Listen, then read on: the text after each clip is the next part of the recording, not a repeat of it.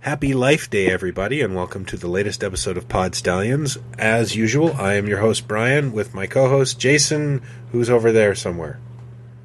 Hello, everybody. There he is. Here I am. And today's episode, with the release of... What episode of Star Wars are we at? This would be episode 8. 8. The Last Jedi. Star Wars, The Last Jedi that comes out. Okay. I say Jedi to annoy my children. Jedi's okay. We thought we would talk about the greatest and most forgotten chapter, and I know podcasts have covered this before, but damn it, it's worth covering again, is the Star Wars Holiday Special. The one and done airing of the Star Wars Holiday Special. This is special to me because I didn't see Star Wars in the theater till 1979. I was already into Star Wars just from osmosis on the playground and seeing pictures and comic books. So the Star Wars Holiday Special is actually the first thing I ever got introduced to that was Star Wars. I forgot about yet that. I remained. That's right. Well, yeah. I think what we're going to do with this, and we're not going to change the world with it, but I got to tell you, I am so exhausted from reading everything trashing the holiday special all these years. Really? And no, but no, it is all that they say. It's weird. It is all that they say. Yeah. Okay. It is all that they say. However, and we all know what the best bits are and what that one bit in particular, which we'll get to, and all that stuff. However, I love it not to watch every year, not to watch every 3 years, but I love that it exists because for several reasons. One, I feel very, very lucky that I was a kid that had seen this movie that was my life for a year when this thing hit. And I thought it was the coolest thing I'd ever seen at that point. You know, I was 8 or whatever it was. Yeah. So I feel lucky that happened. I think it's also a gorgeous time capsule because everything kind of started to change with The Empire Strikes Back, not just in the Star Wars world, but even though there had been sequels to things before in series of films and Planet of the Apes and everything, the mindset became very different. Everybody was looking for a trilogy. Everybody looking for a series of films. And, you know, the way it was grounded in, you know, a grittiness, but also for kids and the family. Everybody wanted that to happen after, you know, Empire. I mean, even with Star Wars. And along comes this thing that is such a mind-blowing batch of weirdness, but it is also in that pocket of stuff that you and I talk about and love, the 70s variety special. Yeah. When the world was, which we just accepted because the world was movies in the theater, you know, toys, comics, books, whatever. Maybe you got a novelization of something or the book on record, and then it was TV. And that's all the world was for that stuff. And canned laughter and bad sketches, Sonny and Cher, Donnie and Marie, the Brady Bunch. Yeah. I mean, and I stand by it. And I think if you take it out of that, it looks super weird. But at the time, this was 5 days a week you saw this crap. And it is crap, but it was our crap, I guess. Yeah, it's crap. I mean, there's very little redeeming about the holiday special. But for me, it's like, you know, and I know that most conversations I can manage to bring back to the Beatles, but never know, for a long time, the world sort of trashed the Magical Mystery Tour TV special that was done in '67. Oh my God, it's a disaster. It's like it doesn't go anywhere. And then a shift kind of started to happen. The commercial for that used to scare me as a kid, by the way. It's a trip. It's a trippy thing. But I stand by it as, well, where else can you see the Beatles performing I'm the Walrus? You know, where there are literally music videos within this thing, the only footage we have of them performing these songs. And oh my God, look, the Bonzo Doodah Band is in there in the special with the Beatles, which was a Monty Python connection, and like the baton sort of getting handed, and like this weird, you know, amalgam of things that were coming together. Like I defended on those points, on those merits. Well, I look at the holiday special and go, love it or hate it, that is the only other time you see those characters together. Now we've lost Carrie Fisher, and they're all getting older and everything else, but we've got the 3 movies, and we've got about 2 minutes of footage in this thing of the other actors playing those characters. You know, and there's nothing else. Maybe you have Hamill showed up on the Muppet Show or whatever, but you know, it could only have happened in 1978. It could only have been a TV special. You couldn't have gotten anybody to come back to do these things, you know, years later or whatever. And then, of course, you know, the animated sequence in the middle of it that everybody always points to, that blew my head off when it aired, because it is such a thing apart from the rest of the show, but also that synergy.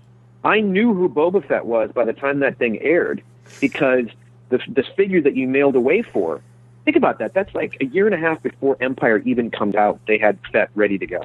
Yeah. That action figure on the back of it was like, you know, the back of the card sent mail away was like he's a threat to the Empire, or to the rebels, especially Han Solo. I knew who he was when I saw that. You barely knew who he was, but you wanted barely, and that's the best thing about him.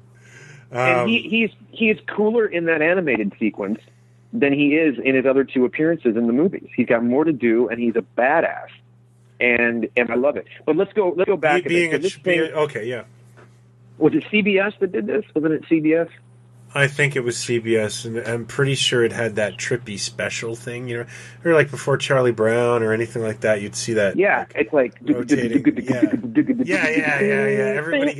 Everybody of a certain age gets the chills. Like you're gonna get to see Charlie Brown or something even better. I associate it with Charlie Brown specials and commercials for Dolly Madison zingers and donuts. You know, I want to just point out something. I want to go right there. We never got Dolly Madison in Canada when I was a kid, anyways. And about a month ago or 2 months ago, I was in a cheap grocery store, and there was Dolly Madison something, and it was like, I gotta have these.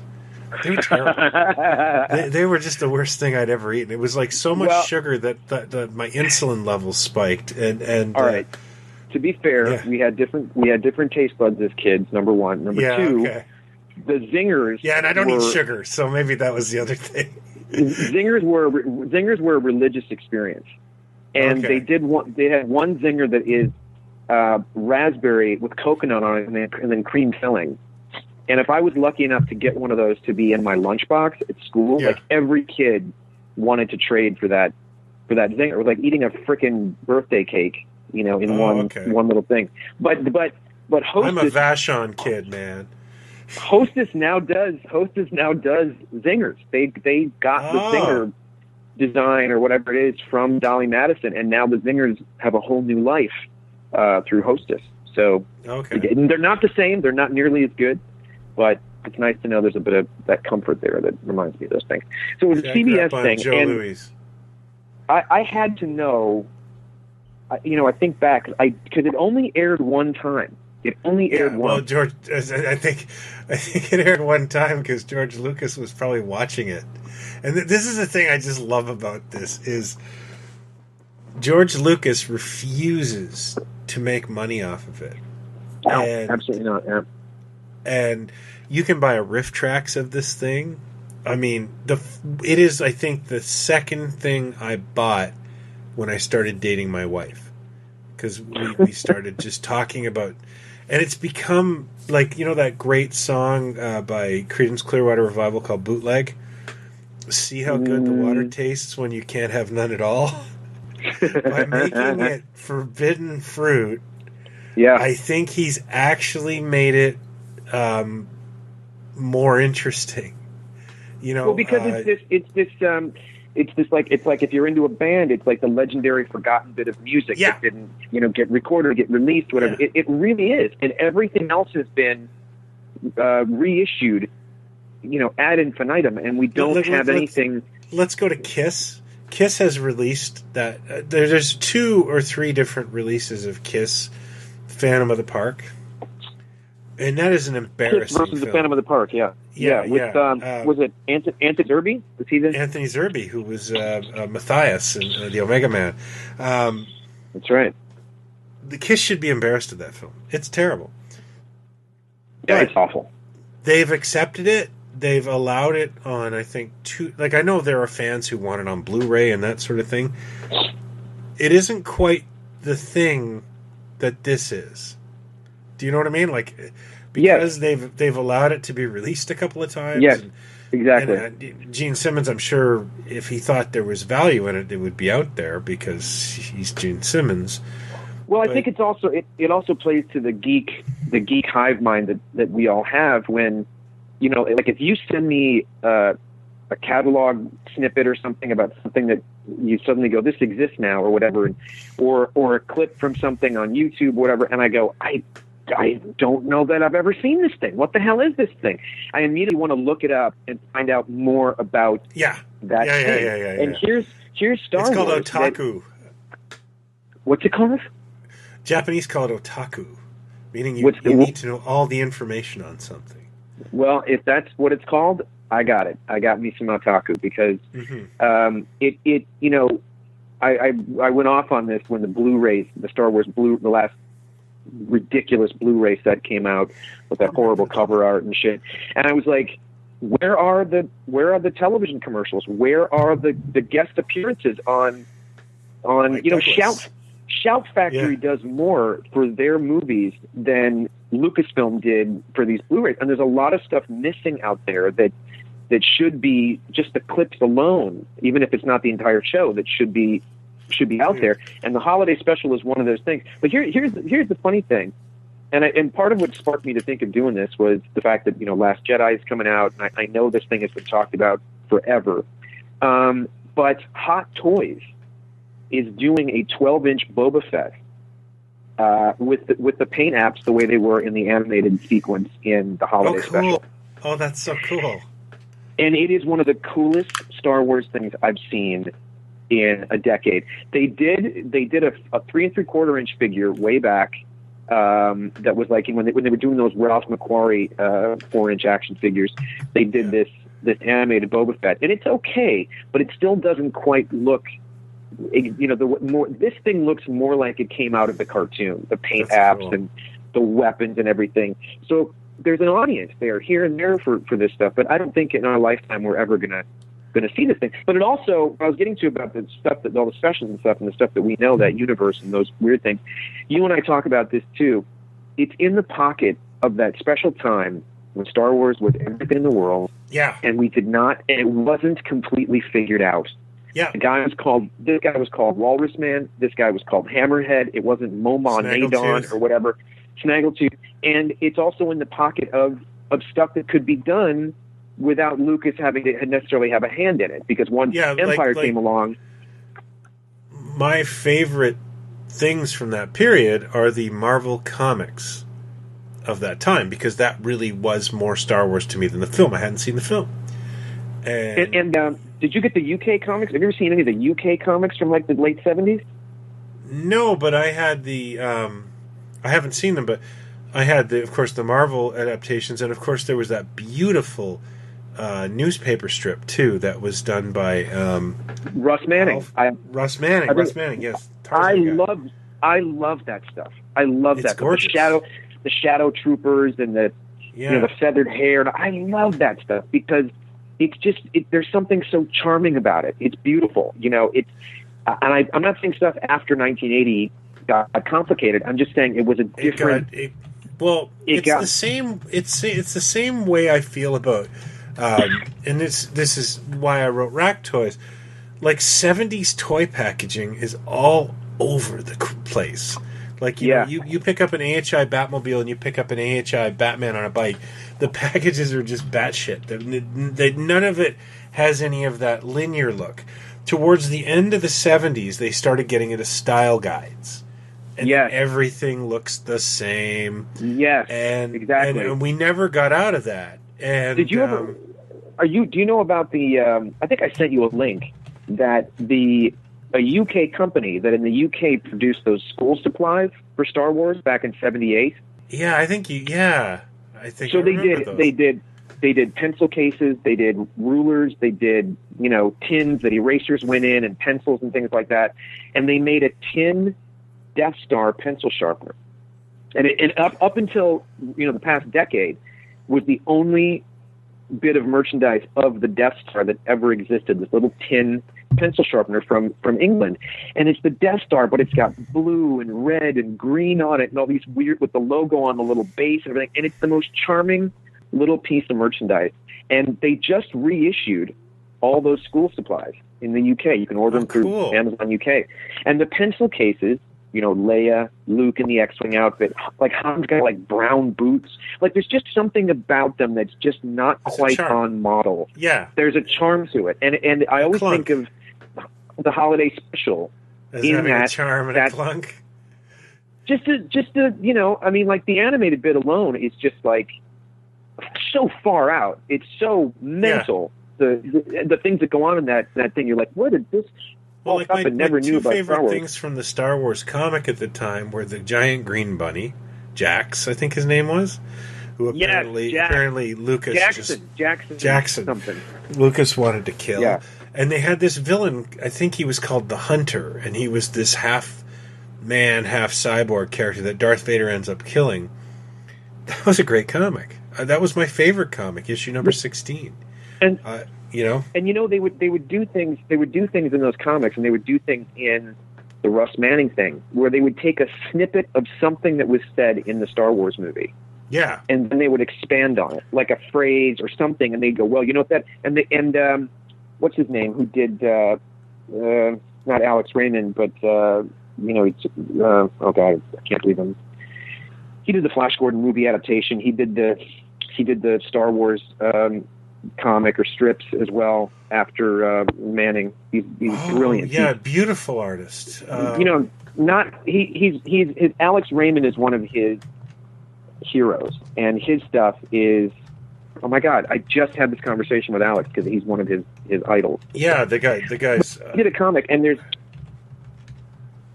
killing me. It's freaking killing me. There's a story, there's a line in Empire. This comic came out in 81 or 82 as like Al a flashback Williamson. kind of thing.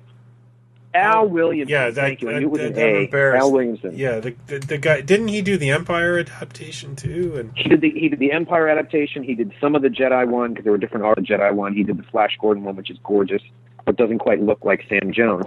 He modeled that Flash Gordon on his Flash Gordon. Everybody else looked like the actors. But there's a bit in Empire when Han comes to General blah blah, American general, and says, "Hey, I got to get out of here." And he says, "Oh, you got to. We hate to lose you." And he said, "Yeah, well, that bounty hunter we ran into on Ord Mantell kind of changed my mind." Yeah, and then there's an album I had as a kid, Rebel Mission to Ord Mantell. Yes. I actually it's on my desk. The tape is. They do it on the desk. Yes. And Rockford J, our loyal listener, Rockford J, actually very sweetly made me a CD of all kinds of Power Record stuff, and that was on there. I don't think I'd ever heard it. I think I had it, but I know for sure in the Al Williamson comic that there's a story where you see what the encounter was with that bounty hunter on Ord. I love stuff like that, because now it's too. Is it canon? Isn't it canon? Who cares? Just give me a great story. And I love that stuff. And Holiday Special is that to me. So this was 1978. This was, I don't know enough of how the phone call got made that somebody was like, hey, we want to do this. But it's amazing to think that this movie that was the biggest movie of all time at that point, that somebody was able to go, let's do a variety special It's With almost as characters. if, and I can't remember the story, and I think others have told it better, but from what I understand, it was just like Lucas wanted to keep promoting Star Wars, wanted to keep that ball in the air. And how do you Yeah. do that? And it was such a big hit that there was some sort of, we'd like to do a special on television, and he thought it was a good idea, but he did not exert any creative control. I think he was like knee deep in what he was doing for Empire, I think. Yeah. And didn't. I don't know how much was legally he couldn't put his fingers in there or what, or how much tinkering he could do, but it is insane. And if anybody hasn't seen it, we're not spoiling it for you. Han and Chewie are in the Millennium Falcon, and they're being pursued by some TIE fighters, as usual. And also one other thing, and I think I've talked about Star Wars Rebels before, the animated series, which I think is wonderful. I think it's just, I never got into the Clone Wars series, but I think Rebels is fantastic. They use a lot of early Macquarie designs for characters and ships and things like that they clearly love this stuff. And it has bits that I sit back and go, I wanted an animated series so bad as a kid. Those 3 years between movies were dreadful, and I just wanted like something to keep us going. And what are they doing in the meantime? What kind of adventures they have? And that's when I would play with my action figures. That's what I pretended to make a series, that it was a TV series. I did the opening credits, and the figures came out of the camera, and all that stuff. And suddenly here's this thing. They're on television, and Han and Chewie are off doing their thing. They're all kind of doing their own thing. And Han is trying to get Chewie back to his home planet, which I don't think is called Kashyyyk. It was in one of the early scripts, but I don't think they mentioned that word in the special. I don't think they do. But apparently Chewie's got a wife and a kid, and a stepfather or father or father-in-law, I don't know what. We never really established that relationship. We didn't really get to the crux of that, but that's what they're trying to get to. And it's isn't for this holiday, like Lumpy or something. Yeah, or the kid. No, the stepdad, the old man, the crazy, dirty old man is called Lumpy, and the kid is called Itchy or Scratchy, or is the kid called Lumpy? I forget. God, I don't care. So he's trying to get him back to his planet for a holiday called Life Day. And I think it's that sounds like something George Costanza would try to take off, by the way. I think it's the one day that the special ceremony and everybody gets groomed. It's the one day that all the Wookiees get groomed. They get a little haircut. They all got to pet smart and get cleaned up. Get their eyebrows trimmed, and that happens on Life Day, so we've got to get him back for that. But that's now we're out of Star Wars again, because then we're on the planet and we're in the house with the wife and the kid and the old man, and there is no dialogue. There is no dialogue. It really does just leave you hanging for a while. But I mean, there's not even subtitles. There's not even them growling at each other with they're all doing their thing. Like, I don't know who they got to play these people, but I think Rick Baker might have done some of the makeup. They're actually well done. I think the thing that we also should talk about, and this didn't bother me as a kid, because but the transition from film to video, like an old Doctor Who, where like the clips of Darth Vader are just clearly like they just cut them right out of Star Wars, and any of the fight scenes or that sort of thing are just cut out of Star Wars, and then you transition back to this shitty video. This shitty sort of sitcom video. Yeah, one day at a time looking stuff. Yeah, and now this, as a kid, I didn't notice any different, but when you watch it as an adult, and I've watched it a few times, the Luke is clearly he's got a ton of makeup on. I think this is around the time of his accident. It was actually after the accident happened, I think. Once he was done filming, I don't think it happened too long after that. So by the time the movie came out, I think his face, he had the work done. But what it was, exactly what you said. I feel like somebody came in and did a makeup job on someone for a movie. Yeah. But the video footage, they shot it on video, and it is so unforgiving. Yeah. That he looks like, it's like he stepped out of La Cage aux Folles to come in and give a speech. And Carrie Fisher's, so that's his scene. Carrie Fisher's in it. R2's in it. 3PO's in it. They got James Earl Jones to do Vader's voice. So again, we only got, we only have snippets now of Vader in things. He's in the Rebels show. They got him for Rebels. I'll take any bit of James Earl Jones I can get as that character. Well, he has new lines in this thing. So everybody kind of came back to do this. Harrison Ford, obviously, is, which is big. Just stepping out for a second. How is James Earl Jones in Rebels? Because he's getting old. Is it still convincing Vader, or is it like, I don't know if you've seen these recent Adam West Batman films that they've done. Yes, I got the Shatner one. Yeah, Shatner was great in that. I thought. I thought it was great too, and I love them. But West is sounding his age. I'm very absolutely. I'm very happy he did it, but come on, boy, it's just a little bit. He's just, everything is taking a lot longer to say. Yeah, and I love it, and I bless Warner Brothers for doing it, but. Let me. What the beauty of James, because when you watch Rogue One, because I just watched it again recently. Yeah, Dean my son loves it, but. You can definitely hear what you're talking about in the Vader scene. You can hear bits of it, but the beauty of it is the tweaking that they do to the voice, the effects work that they do to the voice, to the performance of the voice, kind of masks a bit of that, and that's in Rebels. But the fact that suddenly Darth Vader is animated on an animated show is mind-blowing to me. And, other characters, because it takes place before Star Wars, before Episode 4. And so, look, there's Leia, there's Lando, 3PO, R2. They pop up in different episodes. And it's all kind of leading to A New Hope. So it's really cool. To me, it's like the closest we're going to get. I still think they could do an animated series from, between Star Wars and Empire. They could still do it. Those are the characters everybody wants to see. I don't know why they have to keep making new characters, and I could do the Han Solo voice and get whoever else you want to do the rest. So there's my offer. But so this thing, and then we spend the next 90 minutes, I think, of this television special in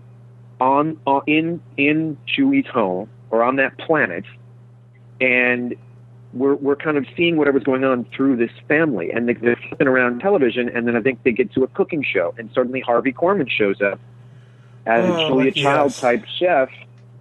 Art Carney shows up. He's like he's a four-armed guy, right? He's a four-armed guy, and then Art Carney shows up, and he's a friend of the family and stuff, and he looks like an old rebel or something. When you think of Star Wars, you think of Art Carney and. Well, it's like that, but think about it. All that was missing from this thing was like Vincent Price and Paul Lynde, like the only ones that didn't show up. They looked through the Rolodex of like who's available, who's got big, but that was B. Arthur is the woman that manages the Harvey Korman. Harvey Korman was this big television star because of Carol Burnett. B. Arthur, I think Maude might have been done by then, but she was a really well-known face. And she shows up as the manager of the cantina, and then there are songs, but again, you go back to the cantina, and there's a lot of, they took the characters out of the boxes or whatever, and they're walking around the cantina, and you go, wow, we're actually back in what I think is supposed to be the cantina from Star Wars. Yeah, because the cantina was a lot of that was filmed in L.A., wasn't it? Like, wasn't a lot of the cantina done in post? Well, I think they did it twice. I think they did what they did in Tunisia, wherever the hell they were, or Elstree or whatever it was, and then he didn't like it wasn't creaturey enough, and so then he had Rick Baker do all these faces and stuff and add that in. But there's that, and then we're back at the house again, and bad guys come in and do bad things. There's stormtroopers, there's an Imperial guy, and whatever. Then I think there's a bit where the old man, this is the part that everybody kind of talks about as the biggest WTF moment in the thing, is he puts on some kind of virtual reality headset or something, and suddenly, who is it? Diane Carroll? Diane Carroll, yeah. Diane Carroll is in front of him, basically trying to turn him on and saying, I'm your fantasy and do whatever you want and, leave the money on the dresser, basically, for this, whatever this encounter is going to be. And he's sort of reacting to it. It's really, really insane. It's an insane thing. But then the highlight comes up where the kid is looking through the same kind of device or something, and we go into this, out of nowhere, this animated adventure. Yeah. With Han and Chewie, and Luke is in it, and 3PO's in it, and R2's in it, and Vader's in it. And that was done by actually a Toronto firm called Nelvana. Nelvana, who did they ended up doing the Droid series, and they ended up doing the Droids and Ewoks. And really cool story was, early in my career, I ended up, my mentor, my boss at the time, his buddy ran Nelvana at the time. Ooh.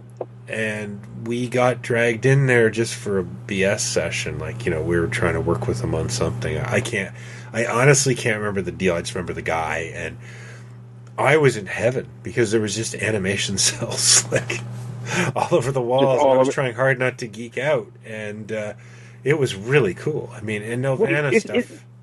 There's something else that they did, though, too. There's some other famous series or something that they did besides the Droids and Ewoks thing. Do you remember what it was? Well, yeah, they've done tons of cool stuff.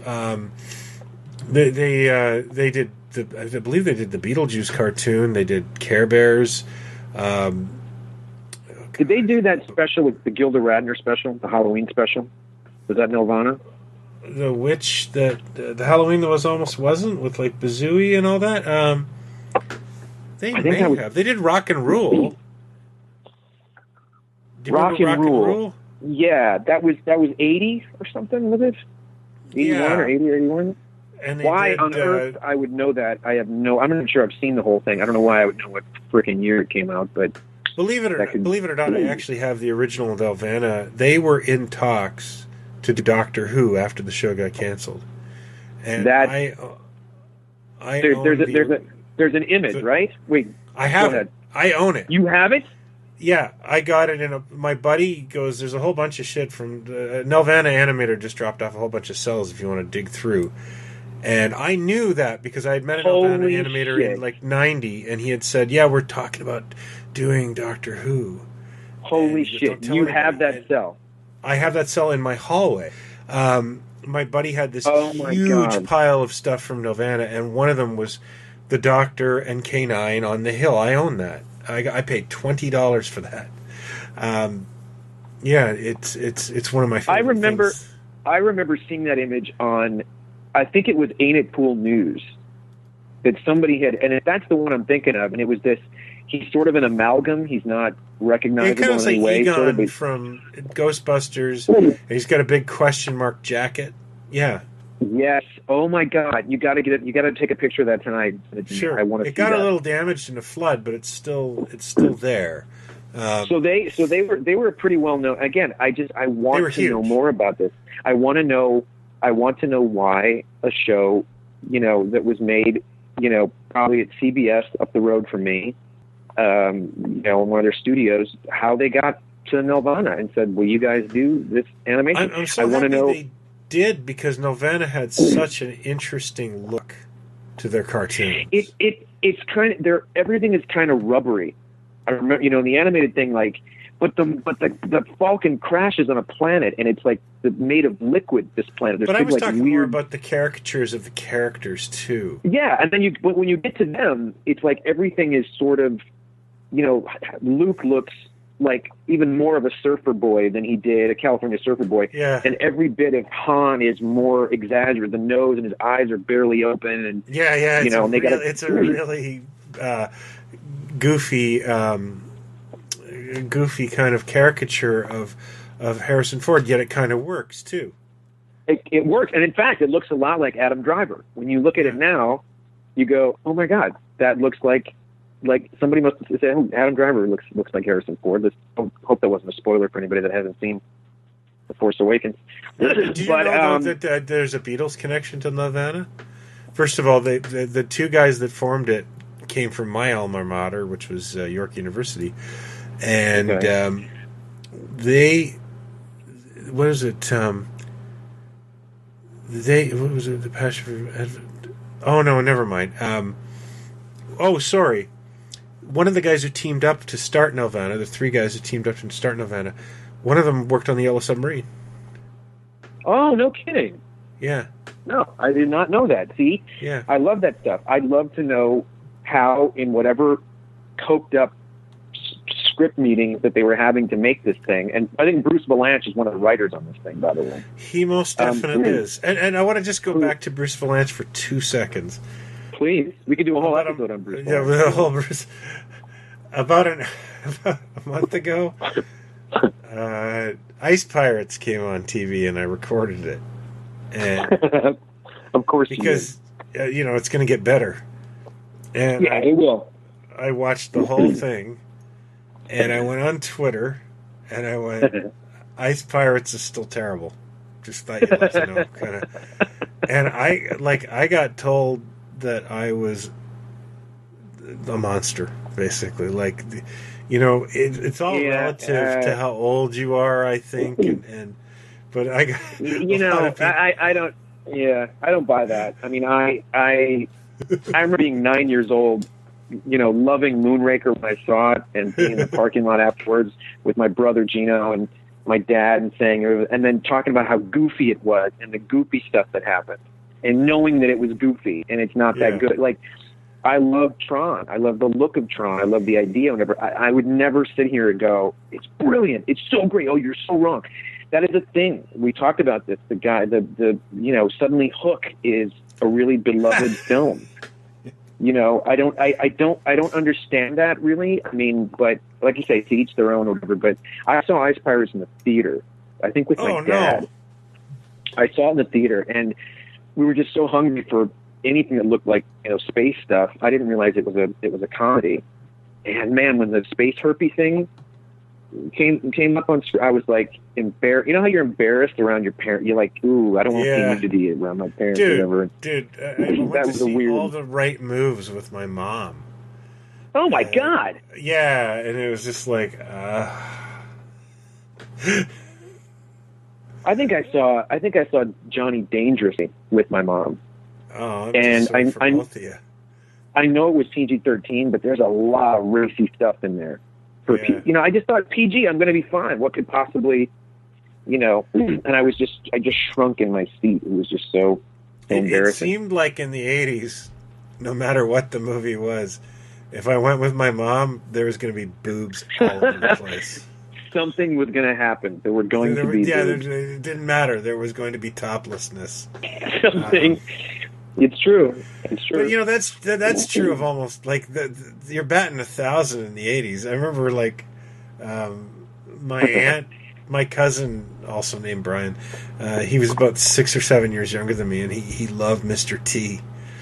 And they for his 6th birthday or something, they put DC Cab on. And I'm just like, oh, there's tons of nudity in that. That's going to be hilarious. This is a bad idea. And of course, my mom got a call from her sister going, "Oh my god, I can't believe that happened to me once with a cousin. That my mom was upstairs talking to my aunt or something, and this older cousin put on a Cheech and Chong movie. Oh yeah, and I had never seen a Cheech and Chong movie at that point. Yeah. And suddenly it's getting kind of naked. Just as my mother comes back down the stairs and goes, what is this? Why are you watching this? I'm like, I'm not watching it. He's watching it. I just was thinking about it. True confession, my dad was a total square. And,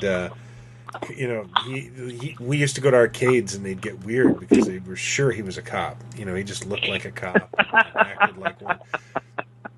And he loved Cheech and Chong movies. I'm 10 years old at Cheech and Chong movies with my old man. He's howling.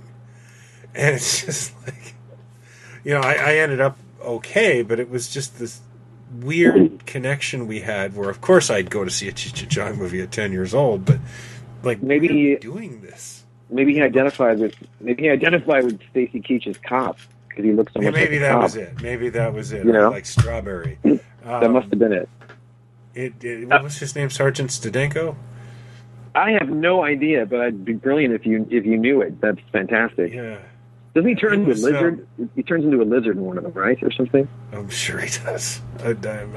You know what's funny is they are. If you're not a kid, or if you're not stoned out of your brain, they're really hard to watch.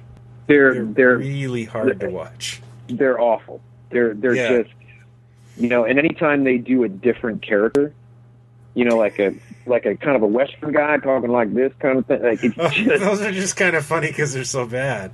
You're so bad. It's like you're making it up. Was there a script, or are you guys just making it up? We got a location, put that hat on, come over here, say something to him, we'll move on. Like that's Up in Smoke. I think is probably the only one I really like because I love how we're talking about the Star Wars Holiday Special, and we managed to get to. Oh, I know why. Because we're talking about nudity. We got on Bruce Valanche.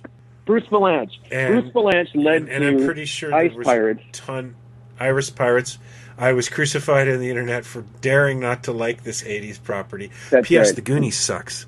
Yeah, you know, people. I love how the people. You know, why don't you guys do Ice Pirates toys? Like, oh, okay, yeah, we'll sell tens of those. Four of those. They couldn't sell Big Trouble in Little China figures, which everybody loves. Like, no, it ain't gonna happen.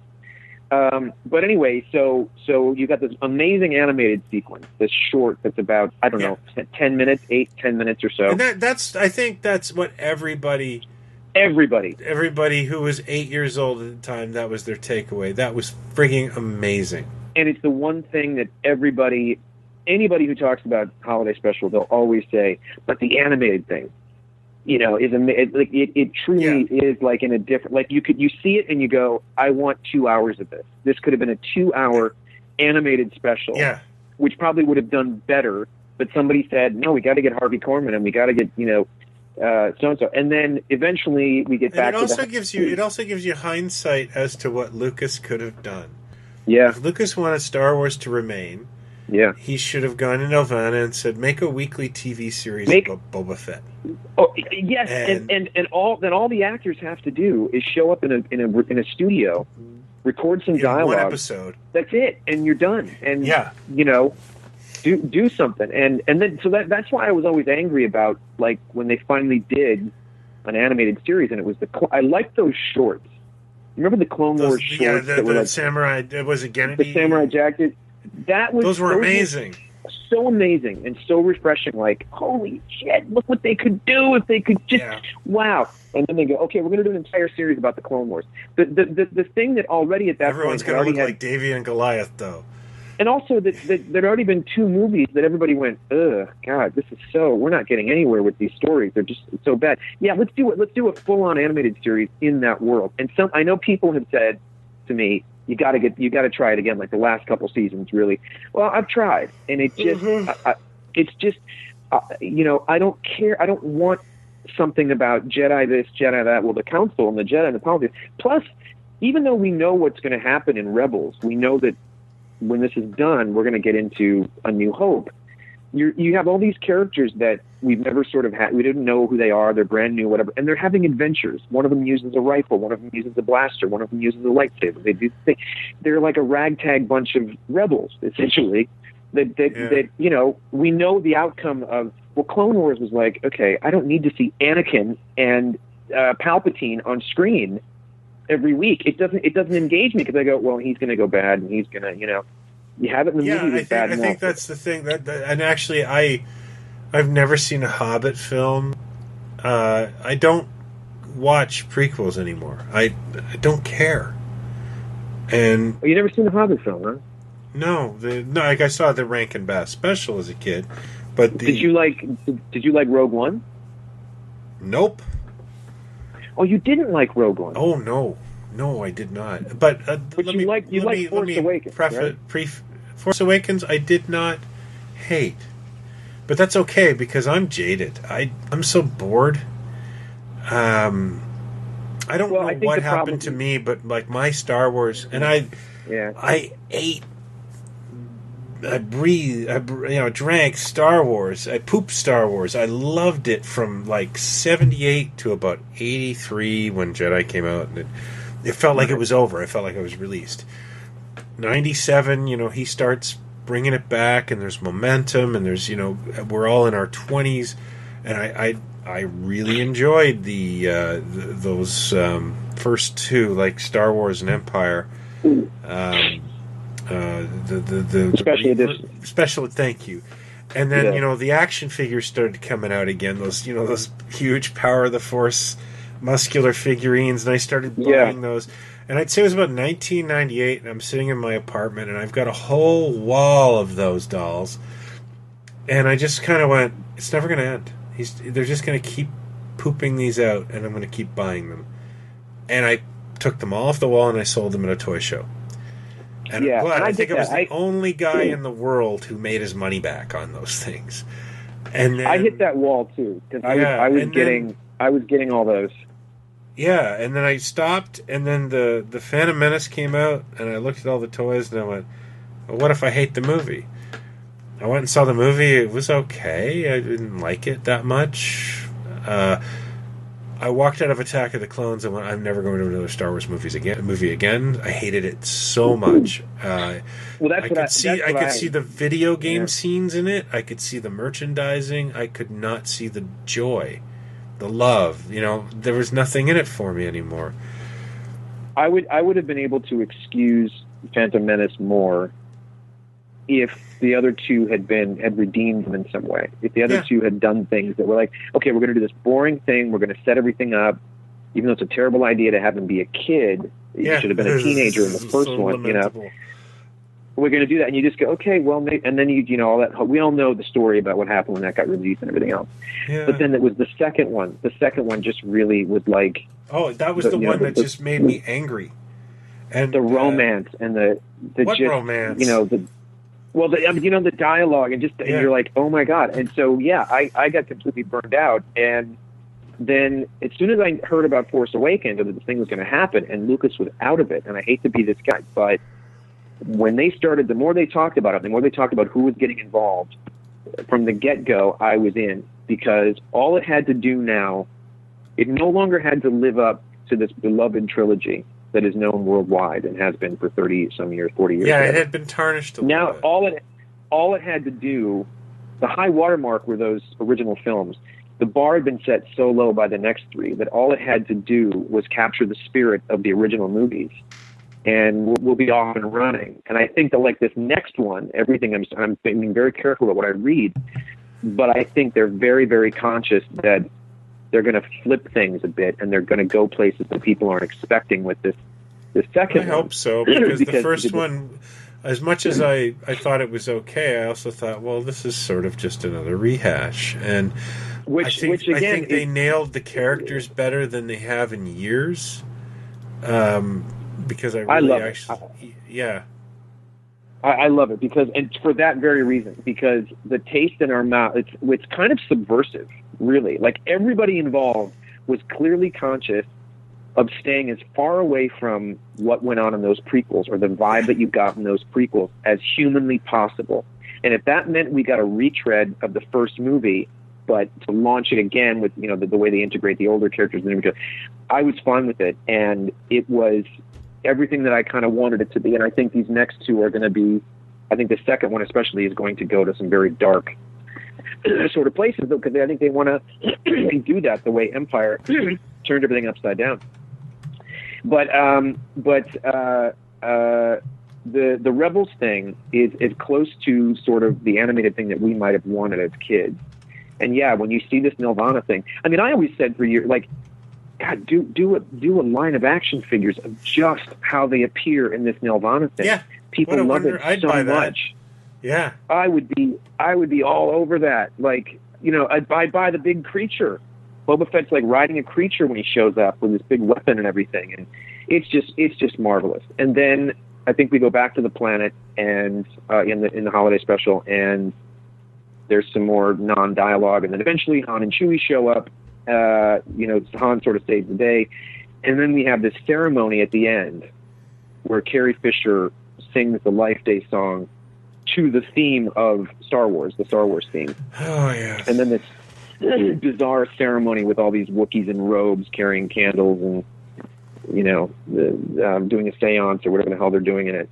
And then it's done. And I remember I must have seen a commercial for it because I was aware that it was going to be on, or I saw an ad in the paper or something. Yeah. And I was just transfixed, watching it. And it's obviously it's out there. There's 8 million bootlegs of it. From I think they're all the same bootleg though. No, because they all don't they all have the Star Wars commercials within them? Because there were commercials for Star Wars toys. Well, what I'm trying to say is it's like one guy taped this, and it's gone all over the world. Yeah, no, it's kind of amazing.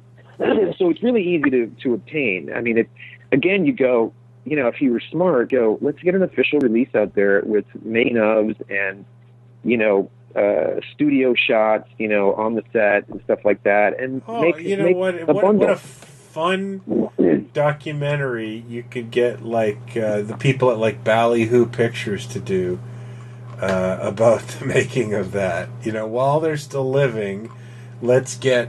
Well, I don't know if Pat Croft's still alive, but let's get Pat Croft and Bruce Valanche and all those folks and talk about... Or Pat Proft, I'm sorry.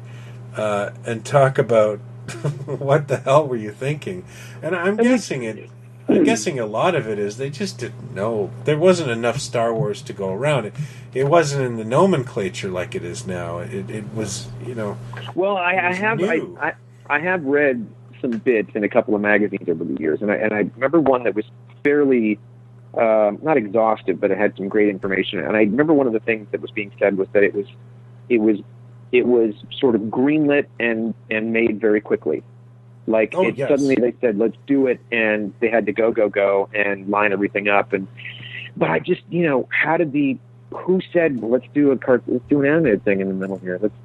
Let's get an animated thing. Like whose idea? I want to know so much more about this thing that I don't think we're ever going to get. Somebody should do a documentary. It should be, talk to everybody that was involved, and because it is that missing link of. I think there was a big coffee table book before the first prequel came out, I think, or maybe just after the first prequel came out. And it was from Japan, and it was this huge coffee table book, like the Galaxy of Star Wars or something. And just, like they did these books for like the Beatles anthology. They did one for called The Pythons, which is a big Monty Python book. And it's these big coffee table things. And this Star Wars one was just loads of photos and timelines. And it was a, typical Japanese book fashion, like really exhaustive. And they eventually did a U.S. release of this book. And I think in this coffee table book that's about, 3 inches thick, there is one page that has photos from the holiday special. Like they managed to get it in there in this official release. And I think it's in the U.S. edition too. Maybe 1 or 2 pages, and that's it. There could be like 50 pages on Star Wars and Empire. There's one page and that's it. That's all I think we've gotten official besides the Boba Fett figure that we got, and now this Hot Toys version, Kenner was going to do. They had I think it was on the cover of Tomart's magazine back in the 90s, where like Itchy, Lumpy, and someone had sculpted boobs on a Chewbacca figure. That is true. Kenner. They were going to make prototypes. They had made prototypes. They were going to do a set of figures. That's right. Yeah. I think I've got that Tomart thing sitting somewhere. Because they were sort of playing with. There was no Harvey Korman, and I know that fans everywhere seriously and sincerely have asked for a B. Arthur figure over the years. Well, of course they have. Of course, but there's always that like April Fool's special that we're gonna get the Blu-ray with a B. Arthur Kenner style action figure, which I would run out and buy, and I'm sorry I would push you down, Jason, to get one. I would get every character. I would get, if they did a line of figures from this thing and the animated bits, I would get every single. Get every single figure. Yeah. In fact, I would get Star Wars Holiday Special figures. They I don't know why I do have the affection that I do, but I think it has to do with that we know so little about it, and it is this. I mean, think about it. They had the music. They have clips in it that are cutting room floor clips. Not much, but 2 seconds here, 3 seconds there. When they go to where the cantina is, there are outtakes of people running through the streets, or like these weird creature legs walking past the camera. That was not in the film. That were left out of the film. It's got everybody's voice. Everyone has come back for this thing, and then you've got this bit of animation in the middle of it that is beautiful. It's a cool oddity. I think it gets trashed too much. I think people need to start looking at it as I think everything becomes this sort of. Everything either becomes completely overblown as great or the terribleness. And you're right, it is terrible. But it's also kind of a fun little relic of its time. It's weird. And I love that George Lucas hates the crap out of it. I think that's hilarious. I do too. Yeah. I do too. I love that he hates this thing that the original performers are in, and is this time capsule of what was going on in the 70s. He wants nothing to do with it, but he gave us 6 hours of, I couldn't talk long enough about those prequels and what how the great time they was are. wasted on these things. Oh my God. Just go away. Thank you very much. It's my argument. It's the same argument I use for James Cameron about why this guy is considered, he's skilled and he's talented, don't get me wrong, but if you start breaking down everything he's done, there's not a lot of originality in what he's done. Very, very little. Excuse and Lucas, me. Unobtainium? our buddy Harlan Ellison, he stole Harlan Ellison's idea for Terminator, then did it again with the sequel. Aliens is a sequel to a film and creature that already exists. Brilliant as it is, great as Terminator is. They're not, entirely original ideas. He's a very competent filmmaker. But I really, really hated Avatar, and don't get me started. I've never seen Titanic. Yeah, I'm not sure I saw the whole thing either, but I know what happens at the end. So I can't really speak to it. It just didn't look like the movie. Lucas, you go, this guy was really bright, and he had this idea, and he surrounded himself with that skill. It's the skill that he had was to get the rights after Star Wars and say, I want to do the sequels. And they said, oh, yeah, fine, go ahead, as if that's going to happen, was genius. But also surround himself with the geniuses that he did, I think is how we got the universe that we did.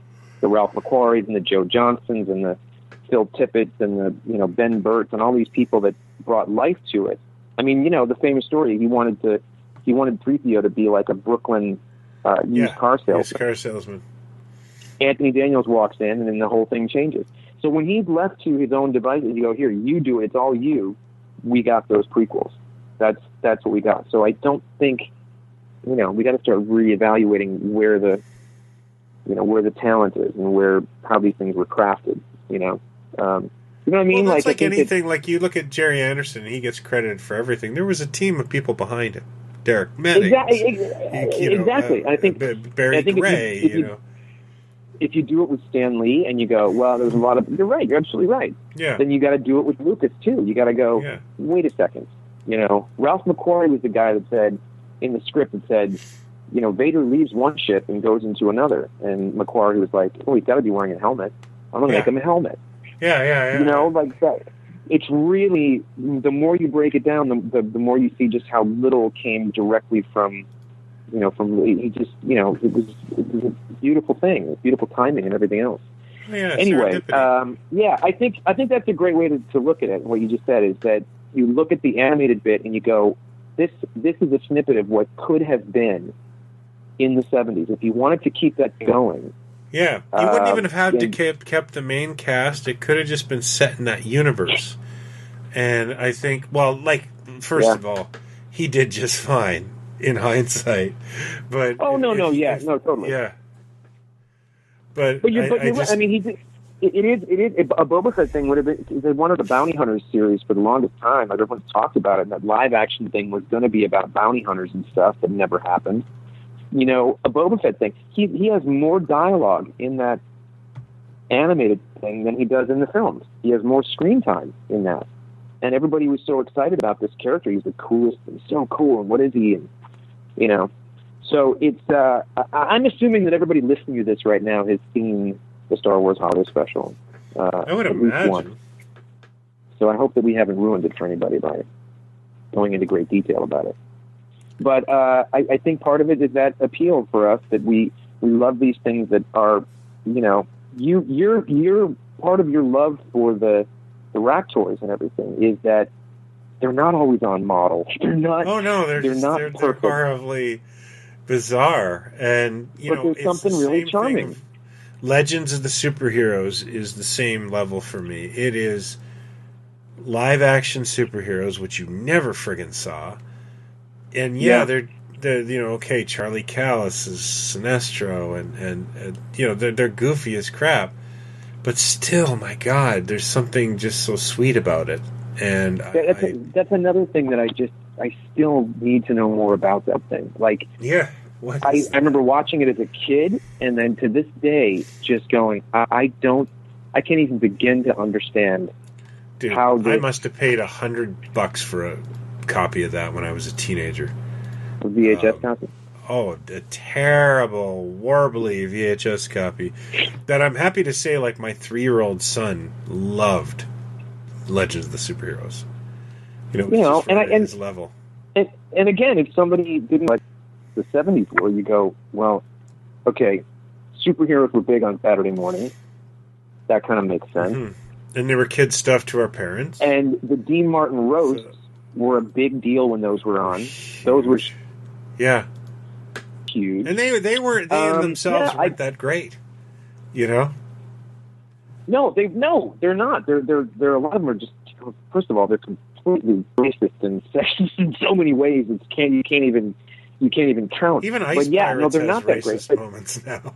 I couldn't get over that. Yes, it does. We've come a long way. But the thing is, like, I understand the roast thing. I understand the superhero thing. I don't understand how the two things came together to somebody saying, we got to put those two things together and we got to sell the show. We got to do this.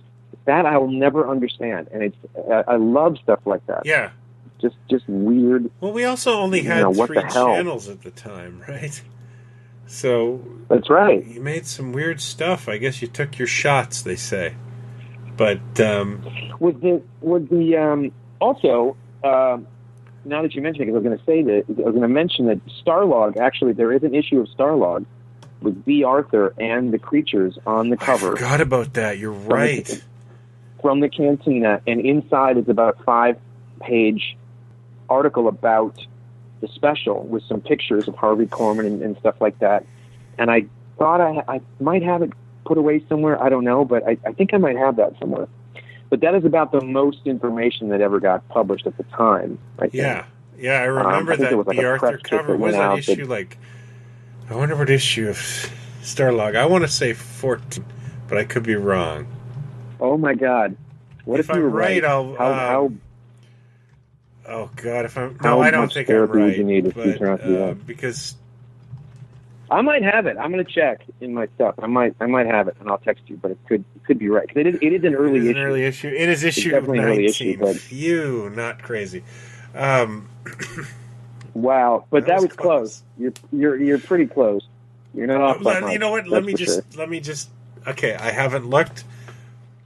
I'm gonna say that issue 14 has a rocket ship from a George Pal movie on the cover. Let me just see if I'm crazy. Or a savant, I guess they say. No, it has it's the matte painting Star Wars issue. Okay, I remember that. I had that one too. It's a classic issue. I don't know if I told you this. No, I didn't because I haven't seen you in a while. I was at a flea market on the weekend. Go figure. And there was a box of Starlogs. like $2-3 Oh, wow. each. And the front, the one that was taped to the front of the long box was the beautiful issue number 2, the Space 1999 cover with Maya and Tony and, the eagle exploding.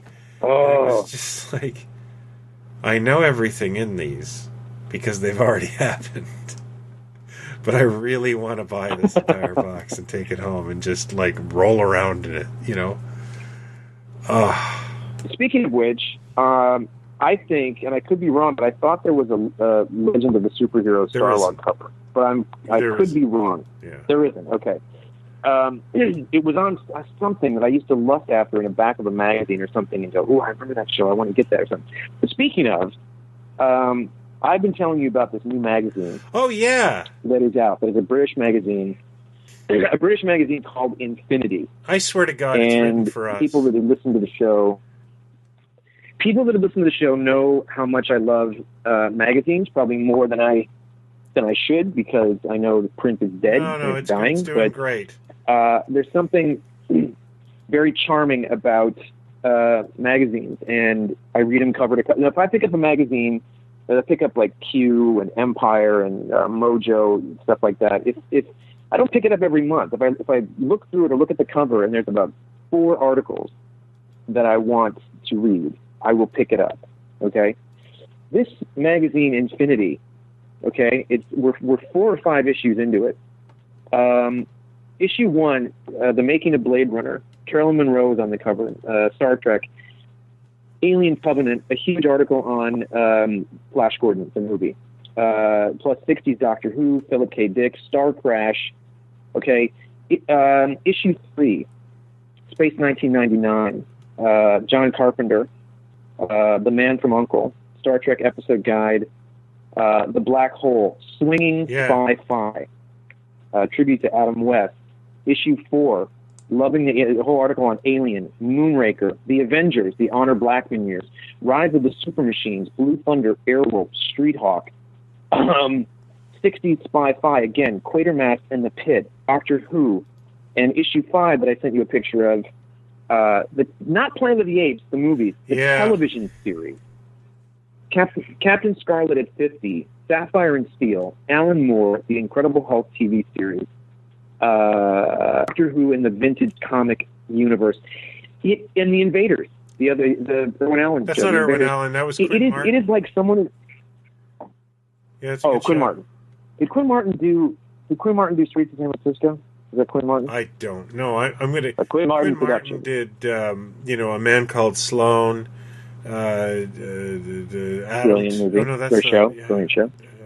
Cannon. Wasn't Cannon a Quinn Martin production?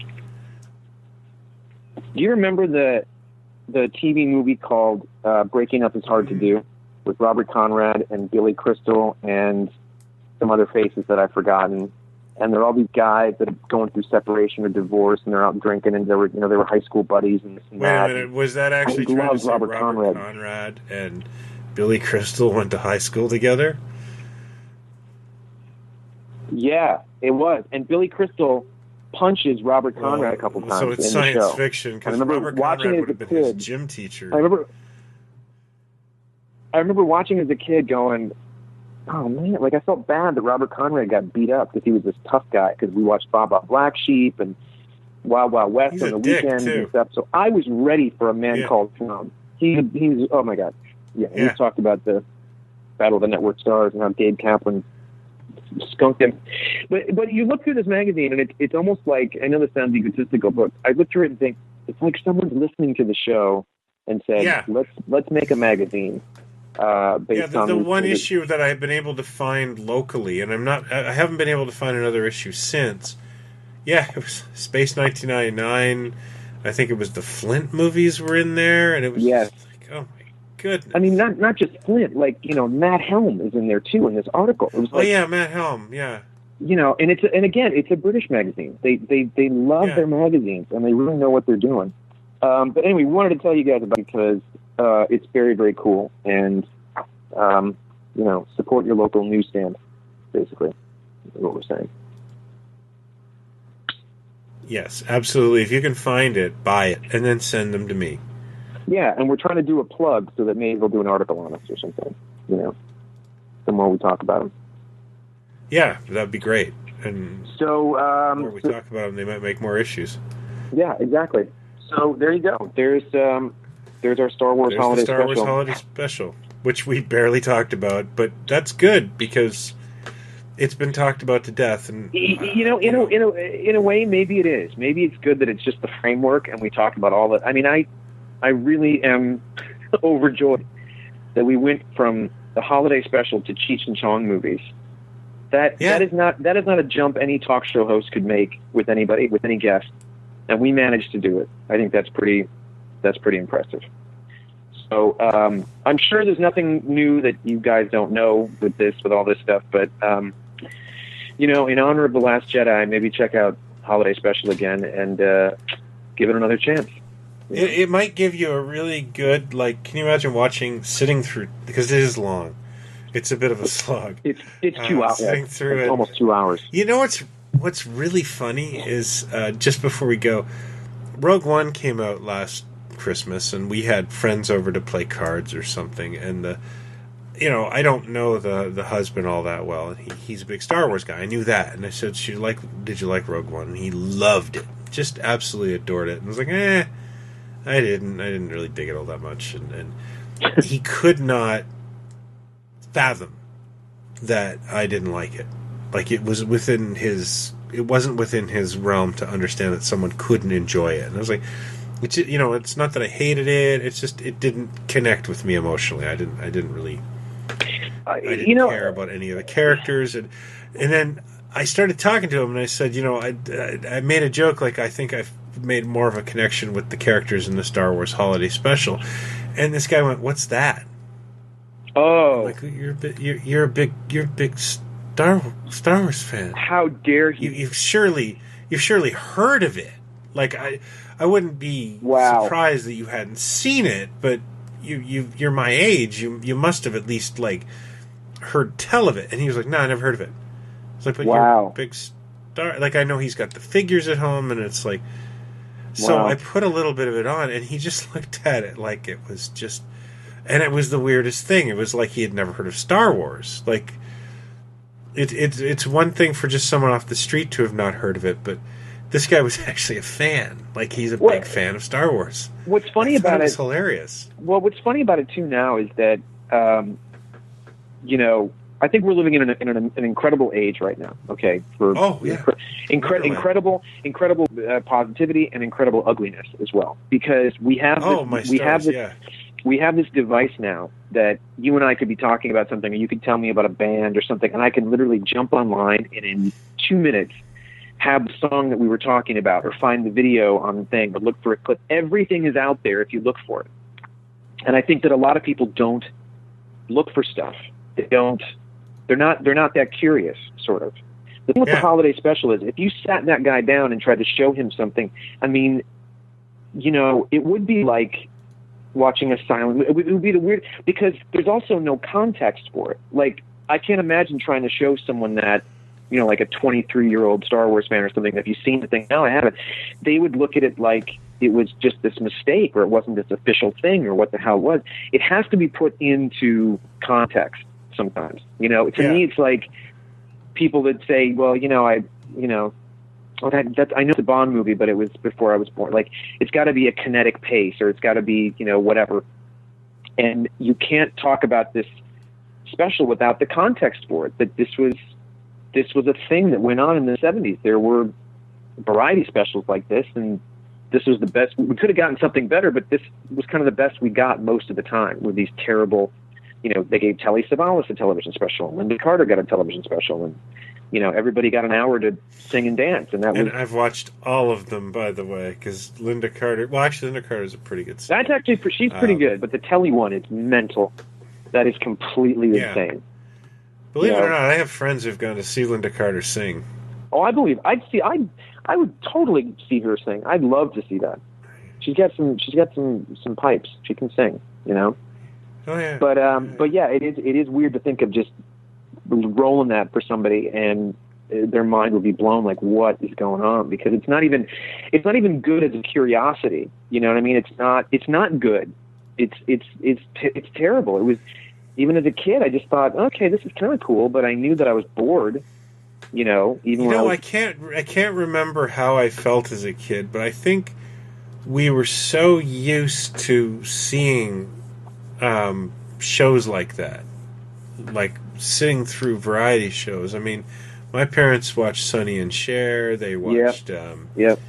They watched Captain and Tennille. The Captain Tennille had a show. Captain and Tennille's show. Tony Orlando and Dawn had a show. Remember the Tony Orlando and Dawn show? The only thing I remember about watching remember Sonny Bono had his own show, like he split from Cher.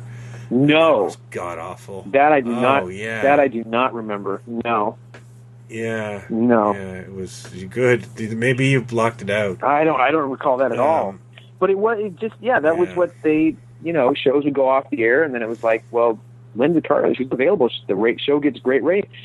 We've got a summer slot. Let's put an original piece of program. Let's give her a special.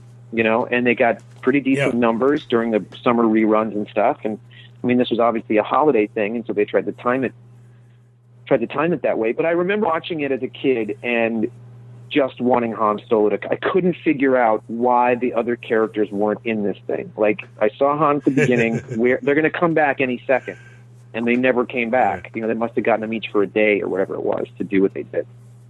But it is it definitely was thrown together. It is a footnote of the Star Wars universe that I don't think gets embraced enough, because it's.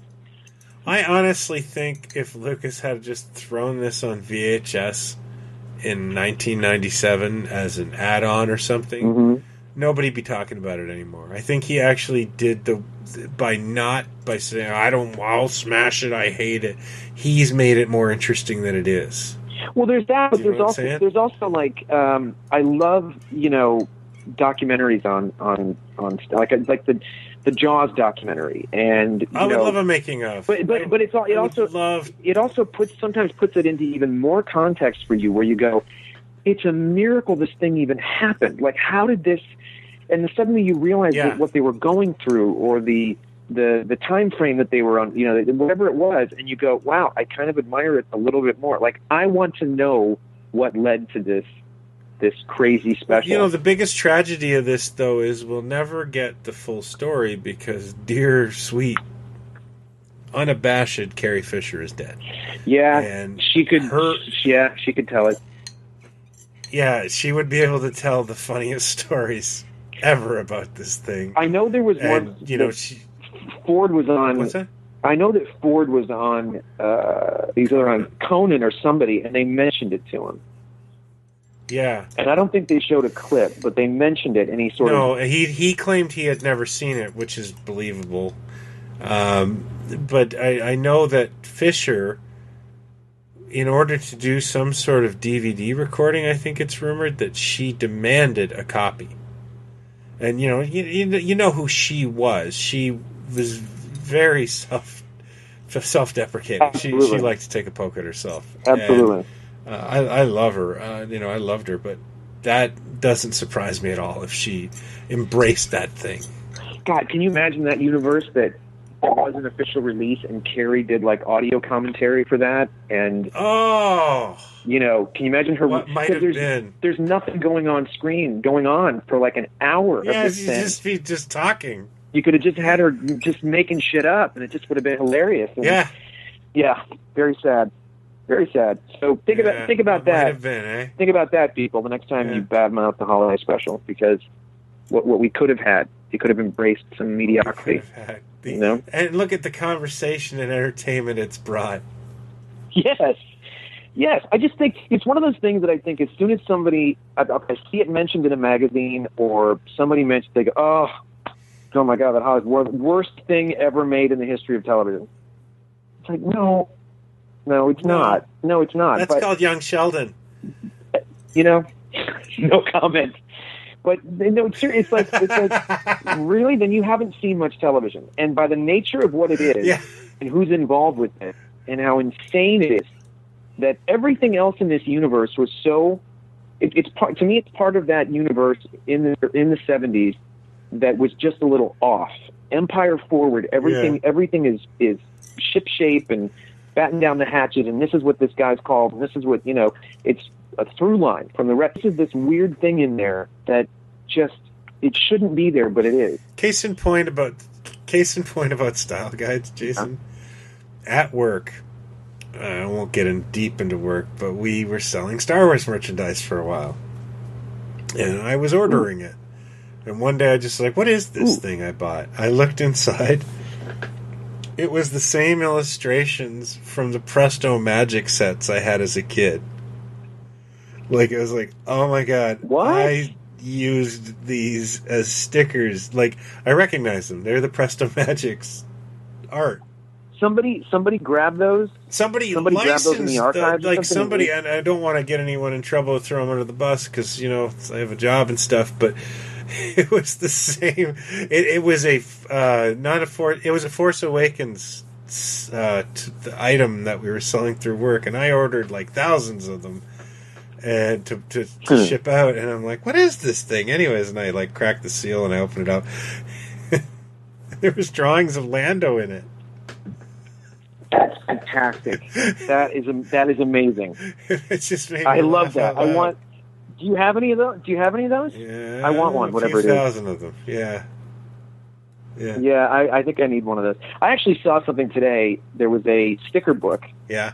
That was, the Topps stickers from the original gum card set. Yeah. And it was a sticker book. And I started flipping through this thing, and I was like instantly 8 years old, looking at these stickers, because they were on my headboard. Yeah, we may be talking about the same thing.